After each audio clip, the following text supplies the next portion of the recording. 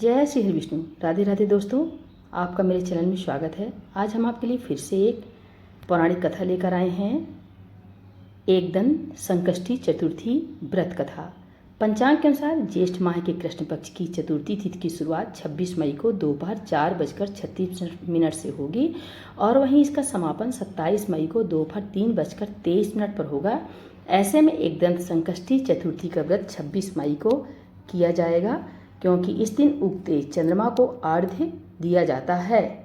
व्रत के दिन गणेश भगवान को प्रसन्न रखने के लिए व्रत रखा जाता है। सुबह जल्दी उठकर भक्त पूजा अर्चना की और व्रत का संकल्प लेते हैं। रात में चंद्रमा के उदय होने के बाद दर्शन कर व्रत का पारण कर सकते हैं।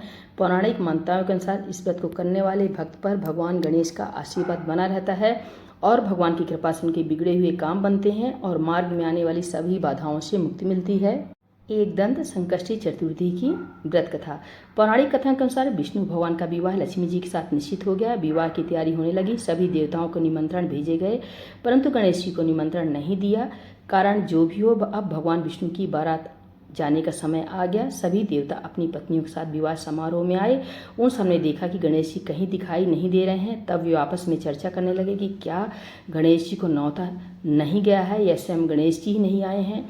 सभी को इस बात पर आश्चर्य होने लगा। तभी सबने विचार किया कि विष्णु भगवान से ही इसका कारण पूछा जाए।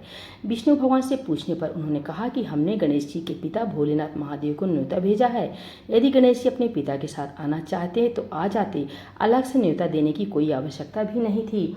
दूसरी बात यह है कि उनको 1.25 मन मूंग, 1.25 मन चावल, 1.25 मन घी और 1.25 मन लड्डू का भोजन दिन भर में चाहिए। यदि गणेश जी नहीं आएंगे तो कोई बात नहीं, दूसरे के घर जाकर इतना सारा खाना पीना अच्छा भी नहीं लगता। इतनी बार तक कर ही रहे थे, किसी ने एक सुझाव दिया कि गणेश जी आ भी जाएं तो उनको द्वारपाल बनाकर बैठा देंगे कि आप घर का ध्यान रखना। आप तो चूहे पर बैठकर धीरे धीरे चलोगे तो बारात से बहुत पीछे रह जाओगे। यह सुझाव भी सबको पसंद आ गया, तो विष्णु भगवान ने भी अपनी सहमत दे दी। इतने में गणेश जी वहां पहुंचे और उन्हें समझा बुझाकर घर की रखवाली करने बैठा दिया गया। बारात चली, तब नारद जी ने देखा कि गणेश जी तो दरवाजे पर ही बैठे हुए हैं। तो वे गणेश जी के पास गए और रुकने का कारण पूछा। गणेश जी कहने लगे, विष्णु भगवान ने मेरा बहुत अपमान किया है। नारद जी ने कहा कि आप अपनी मूषक सेना को आगे भेज दें, वह रास्ता खोद देगी, जिससे उनके वाहन धरती में धंस जाएंगे। तब आपको सम्मान पूर्वक बुलाना पड़ेगा।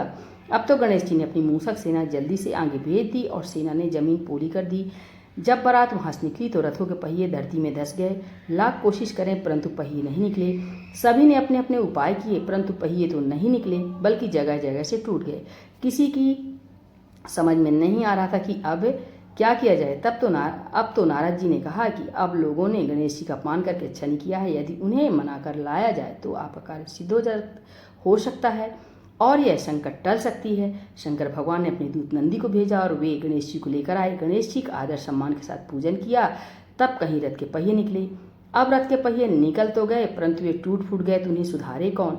पास के खेत में खाली काम कर रहा था, उसे बुलाया गया। खाती अपना कार्य करने के पहले श्री गणेशाय नमः कहकर गणेश जी की वंदना मन ही मन करने लगा। देखते देखते खाती ने सभी पहियों को ठीक कर दिया। तब खाती कहने लगा कि हे देवताओं, आपने सर्वप्रथम गणेश जी को नहीं मनाया होगा और ना ही उनकी पूजन की होगी, इसलिए तो आपके पास यह संकट आया है। हम तो मूर्ख अज्ञानी हैं, फिर भी पहले गणेश जी के पूजते हैं, उनका ध्यान करते हैं। आप लोग तो देवतागण हैं, फिर भी आप गणेश जी को कैसे भूल गए। अब आप लोग भगवान श्री गणेश जी की जय बोलकर आएँ तो आपके सब काम बन जाएंगे और कोई भी संकट नहीं आएगा।